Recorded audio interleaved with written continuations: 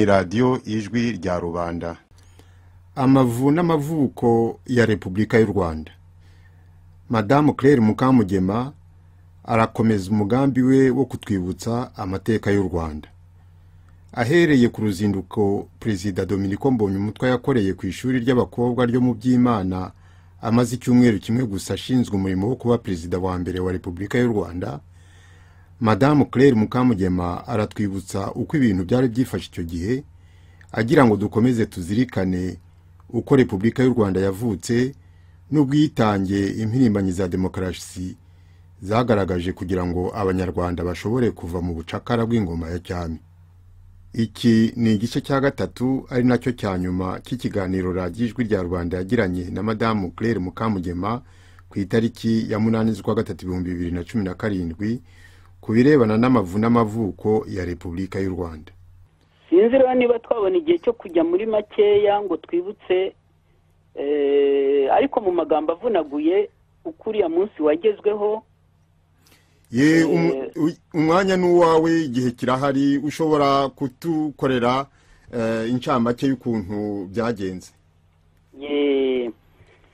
Ubwo nyine habayeho nk'uko wazabibona mu nyandiko za Padiri Bushayija, uko avuga igihe sindi umuhanga mu nyandiko ariko nkunda gusoma iby'abandi banditse rwose nkabyumva. Avuga nyine uko icyo gihugu cyacu abari bakirimo uko babanaga, ndetse n'abazungu niko babisanze. Magambo make baraza babitwarira aho bigoramiye, ariko bigeze igihe muri 48 Loni itanga ubwigenge, itanga amabwiriza tibazungu mutangira mutegura abantu kugera ku bwigenge, kandi mutegure abantu batura Rwanda bose, ntazagira umuntu usigara inyuma, wese azahabwa uburenganzira bwe, ahabwe n'uburyo bwo kwisanzura. Muri 52 habayeho kugabira abahutu bivuye nyine kuri abo bakoroni babibwiye Rudahigwa. Icyo gihe ndetse byari kugabira yego abahutu, ariko twebwe wacu twumvaga bavuga rubanda rugufi. Akaba ari naho havuye izina ry'umwana wa Mbonyumutwa yise Kigufi. Umwana we yabyaye amaze kugabana umusozi yamwise Kigufi, ntabwo yamwise Gahutu. Ubwo rero hakurikiyeho muri 54 guca ubuhake. Muri 57 haje manifeste y'abahutu, haza kuza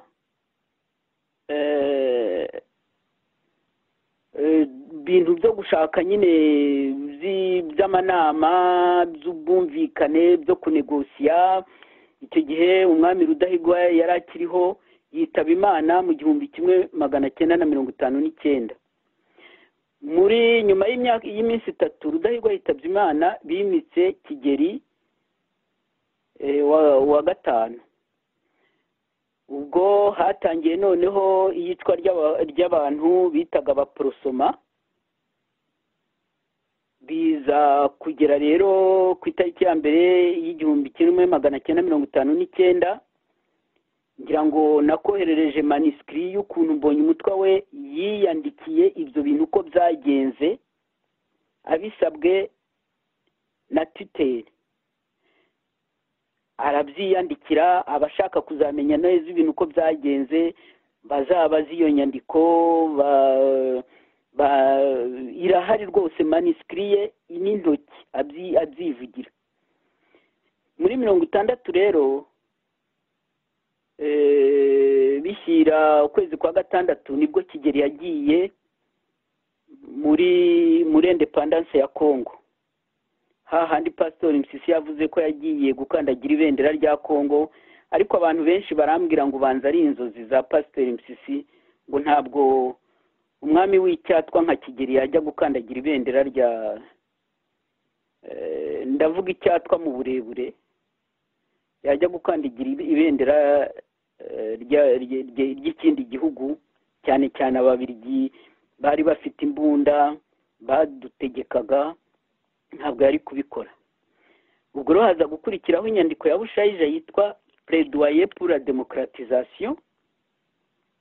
Amaze kubona ukuntu batangiye gutora, ukuntu batoraguye abaporosoma bikaza kugera ku ikubitwa rya Mbonyumutwa, bigatera Rwaserera, we yarababwiye ati yasabye, yakoze un plaidoyer pour la démocratisation, mbese ashaka ko bajya mu kintu cy'amatora, ko baha abahutu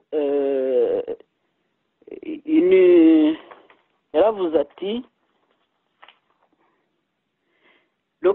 l'accession des Hutus à une meilleure situation sociale et politique est inéluctable, donc elle s'inscrit dans les lignes de l'histoire universelle. ni Bushayija wabibwiriraga.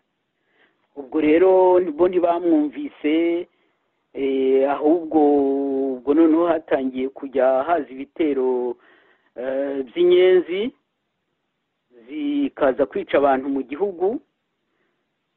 ubwo rero muri 61 nibwo bavuze bati kugira ngo duhangane n'ibi bibazo kandi igihugu cyacu kitagwa mu kangaratete kubera ko umutegetsi mukuru yagiye, dushyizeho guverinoma. ngiyo rero guverinoma ya 28 janvier uko yaje. n'uwo munsi yashakaga gukura igihugu mu kangaratete, yashakaga kureba uko yahangana n'ibitero byavaga hanze biza kwica abantu. ubwo rero icyo gihe ni nabwo babonye autonomy, bahawe ni na tutelle. ubwo batera imbere bageze kuri autonomy, bageze kuri guverinoma igizwe n'abanyarwanda gusa nyine, mbese baritegeka ariko bari mu bwigenge bucagase. autonomy ni ubwigenge bucagase, ntibaremerwa na Loni kugira ngo babeho ubwigenge bwose.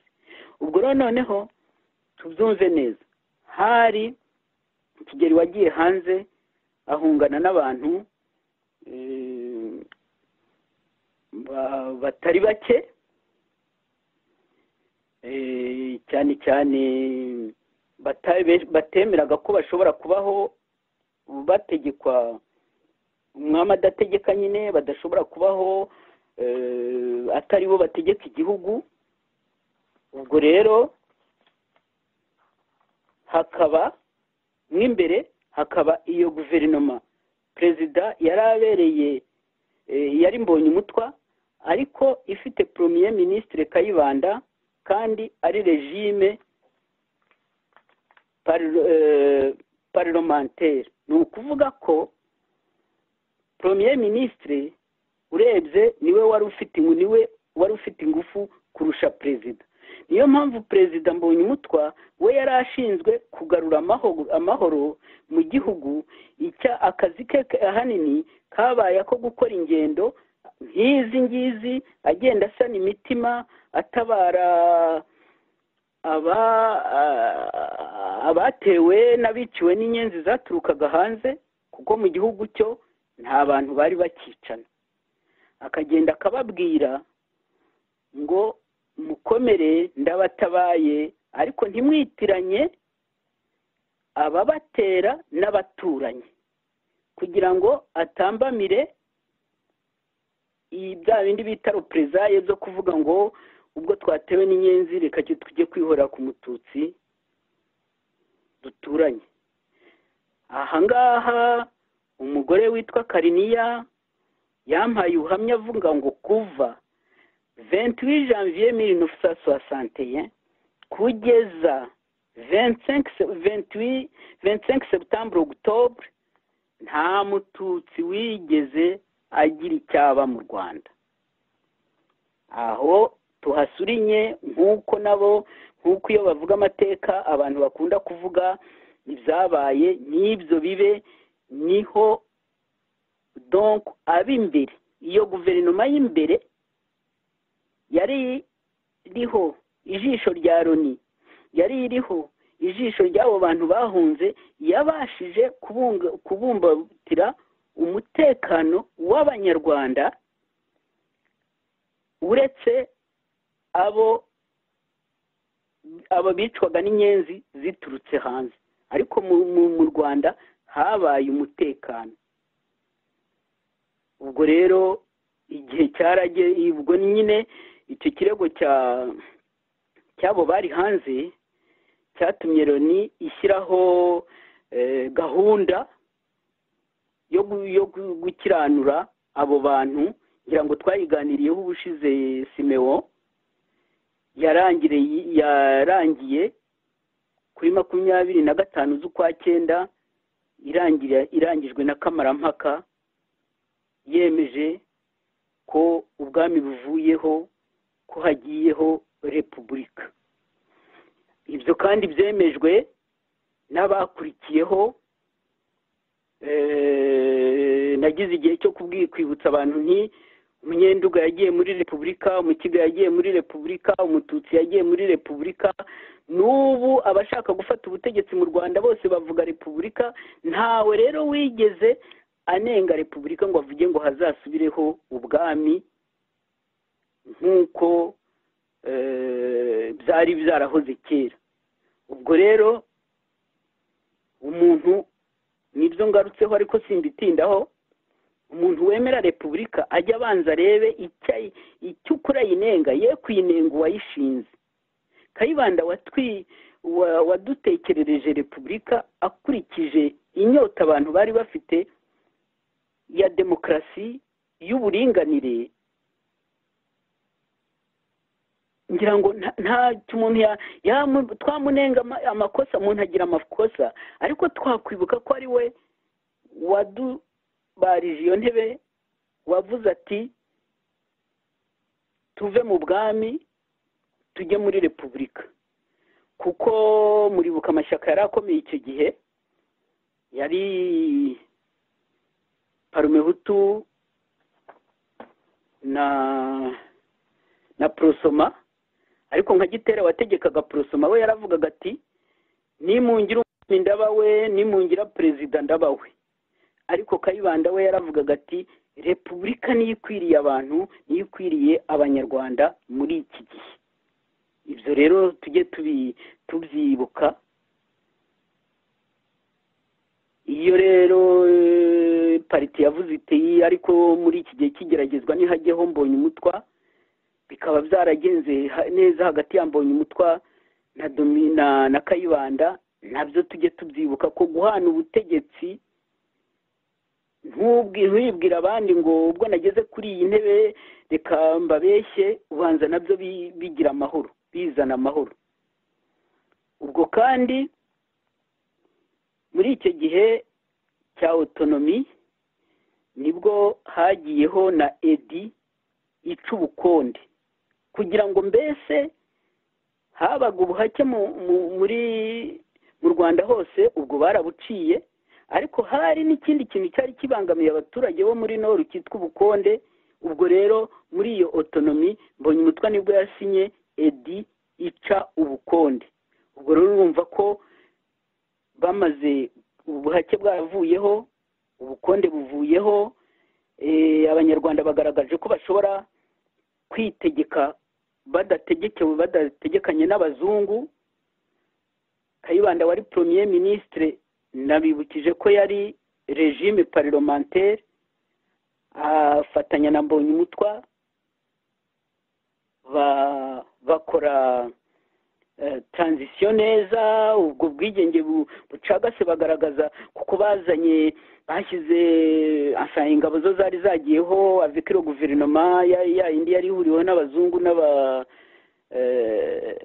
n'abanyarwanda. ariko icyo gihe nyine barabigishije, bakora igisirikari, bakora banke nationale, bakora ibintu byose. ubwo rero biba biruzuye, na Loni ibiravuze iti ba bantu bafite ubushobozi bwo kurinda abaturage babo, bwo kujya mbere, kuko icyo gihe abantu babonye amaburuse, abantu mbese hashinzwe ndetse n'amashuri no muri icyo gihe. ibintu byinshi bagiye gukora za negosiyasiyo muri Loni, bariya abagabo ba Makuza na bampakaniye na ba Munyangaju barabikora rero bose. Icyakora cyo nyuma ya 61 kubera ko Gitera atari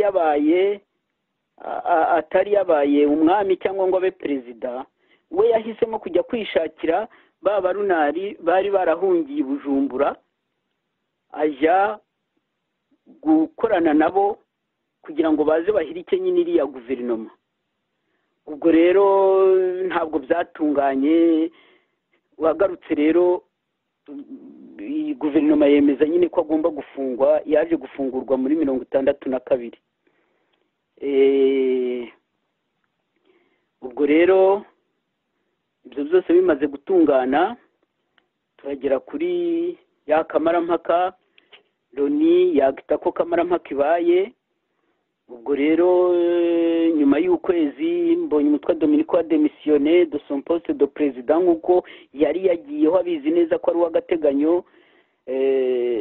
Ndetse we yaranavugaga atese ati ko mbona bica mu mpaka cyangwa Makuza bandusha wenda bandusha kujya muri uwo mwanya, ariko Kayibanda perezida wa Parita bari we adezinya. Ubwo rero irademissionné. Ubwo rero le 26 octobre, ni ukuvuga le lendemain, Kayibanda rero noneho ashyiraho guverinoma koko isesuye, ndetse iza noneho ari regime présidentielle. Premier ministre ntiyongera kubaho. Nababwiye nigeze kuganira n'abantu babwira ndetse ukuntu babonye bigongana n'itegeko nshinga, ademisiona nk'amasaha 24 barabitunganya, noneho agaruka rero ari président et premier ministre à la fois. Et voilà, c'est donc iyo ntebe bicaniramo, bagiye kwicaniramo rwose, bajye bicana bavuga bati turayikesha Kayibanda. Niwe watekereje ko umunyarwanda wese, bidaturutse kuri ndi mwene kanaka, bidaturutse ikise ukuraga, oya, umunyarwanda wese ashobora kuvuga ati ndi perezida wa repubulika. Akaba ari nayo mpamvu na n'ubu byarabaryoheye. Ubwo rero wenda bazasebya abantu cyangwa se bazakora ibindi byose, ariko mu gihe nta kindi kintu kiraboneka, nuko ibintu byagenze. Kandi ndumva abahanga bashoboye kwandika babyandika neza kundusha, ariko mu magambo make nibyo. Ubwo rero ni n'ikiganiro nk'uko nakubwiye. Ikindi mbona nuko muri ibi bihe hari ahubwo aho kugira ngo bavuge bati ibi byose tubikesha ba Kayibanda, bambonye umutwa, babica mu mpaka, bamakuza n'abandi, ahubwo bahitamo kuvuga no gukwiza hose yuko Kayibanda ari we muntu mubi wagiriye nabi abanyarwanda. Niyo ntero bagira, niyo bikiriza, ku buryo bigaragara yuko abaturutse hanze baje bamufitiye inzika kurusha uko byagombaga. Sinzi uko ubibona. Oya, nibyo. Kandi kugira ngo uze wiyandike ahantu nkaho nyine Kayibanda yiyanditse yavuga ashinga repubulika, wowe ukaza ushaka kuyirya gusa, ni ngombwa koko nguzane ibyo bintu byo kubeshya abantu. Hanyuma ariko jewe ikibazo cyanjye ni abantu bakiriho bemera kugwa mu mazi. Nako nangwa n'amazi arara kujyana akazakugeza mu nyanja ukagenda ukidagadura ukoga. Ariko ubundi none se nka buriya nkweretse iriya foto iriho ababyeyi batangiranye n'abagabo babo icyo gihe, muri icyo gihe ndetse bamwe bitabye Imana. Uraje wowe urabemereye, bakomeje kuvuga bati kiriya gihe ni icyo kwibagirwa, kiriya gihe ni icyo guhanagurwa.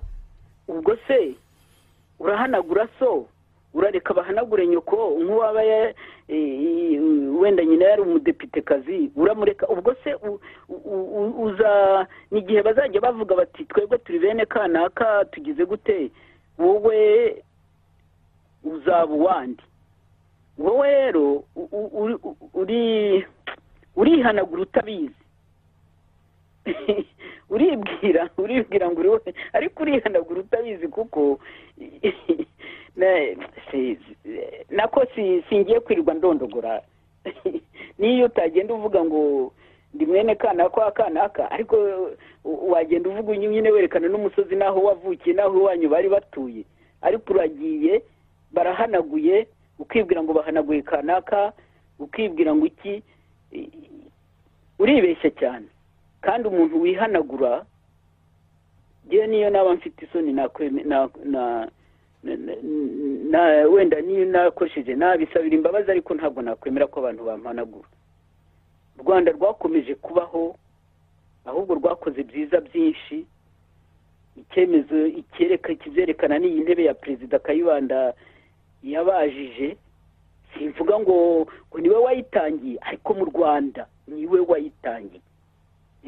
Wenda yarebeye ahandi ahitamo, areba icyabera abanyarwanda cyiza, ariko rero ntabwo wambwira ko ubu ngubu umwana uririmba akaririmbana n'abashaka guhanagura ibase, wambwira ngo ubu ngubu ngo hari iki azasigara? Ntabwo azasigara.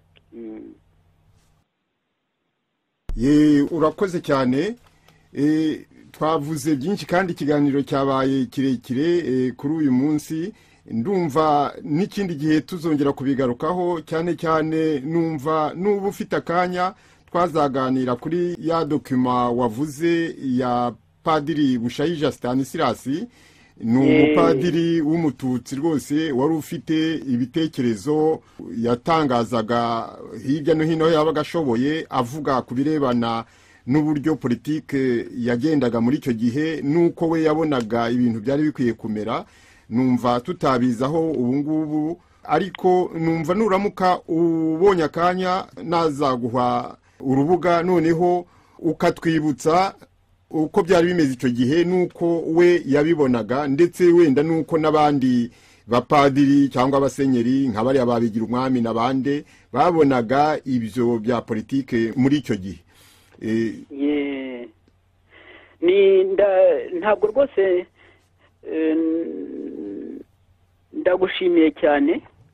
Nanjye kuko nananiwe, ni nayo masaha ubundi araturengana, ariko ntabwo nakubwira ngo turabirangije, cyane cyane ko hari abantu b'abahanga baba bazi ndetse no gushakisha ibindi. Ibi nibyo nabonye, urebye nibyo nabonye, ariko hariho abandi bizi ibindi, bafite ibindi bikomeye, bafite ibindi bisobanuro bagereranya n'abandi. Abo rero nabo bazaze mu kiganiro, noneho na biriya nyandiko tuyiboherereze, uyishaka ayigusabe.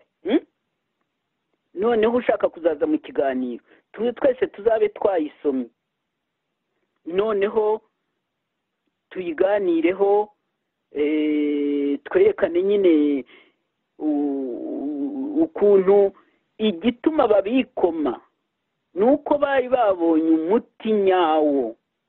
Noneho rero uwo muti, aho kugira ngo bafatanye n'abandi tuwusaranganye, none ubu baje bazanye amayeri yabo yo kuwikubira. Ni ukutesha agaciro abashatse uwo muti, ni ukwangaza abari baremewe kuwunywa nyine bakabamo nabo bagafatanya n'abandi. Noneho bonyine bakaza bagashaka kugira ngo batubwire ko mbese ngo babyikubire mu magambo make jyewe nuko mbivuga kandi ibimenyetso birahari kuko ubugiye ntabwo nzongera kujya nkurikira abantu ngo baza ngo kuva Mpyisi yavuga ngo Kigeli yakandagiye ibendera rwose abantu bakaba bambwira yuko atari byo umuntu ajya avuga yerekana ikimenyetso naho ibyo kuza kuyobya abanyarwanda ku maradiyo tubivemo. Ubwo rero umugambi ni wose mewe jyewe ndabyemeye, igihe abandi bazaboneka nanjye nzaboneka, ariko urabyumva nk'ubu nari bimaze gusarara ntabwo nakongera ngo ngaruke mvuge jyenyine gutya, mbese nta n'ibindi navuga kuko izo nayo ifite kuvugana birangije. Cyane cyane nuko nashaka kubwira abantu, dore ijambo minisitiri ryadutse iki gihe, guverinoma ryadutse iki gihe, perezida yadutse iki gihe, noneho binahuye rero n'umunsi w'abagore turebera ukuntu rwose perezida Mbonyumutwa yumvise bamugize perezida bwa mbere akajya gusaba bariya ruriya rubyiruko Rwanda rw'ejo niko batwitaga nk'uko nakubwiye ngo bazamufashe kubaka igihugu. Niduhaguruke rero dufatanye kubaka igihugu aho kujya twirirwa turira, wenda tuzagera igihe tuzajya turirimba gusa. Urakoze rero Simeon. Urakoze cyane Claire Mukamugema, urakoze kuba utugejejeho ibi bitekerezo byawe ukaba udusobanuriye neza ibirebana n'iby'icyo gihe, kandi ukaba utanze n'inama ugejeje ku Rwanda rw'ejo, ku rubyiruko, ku bari n'abategarugori. Mbese ndagushimiye cyane, mugire umunsi mwiza. Yego urakoze, nawe ugira umugoroba mwiza. Merci. Icyo cyari igice cya gatatu ari nacyo cya nyuma cy'ikiganiro radiyo ijwi rya rubanda yagiranye na Madamu Claire Mukamugema ku itariki ya 8 z'ukwa gatatu 2017 ku birebana n'amavu n'amavuko ya Repubulika y'u Rwanda. Iyi ni radiyo ijwi rya rubanda.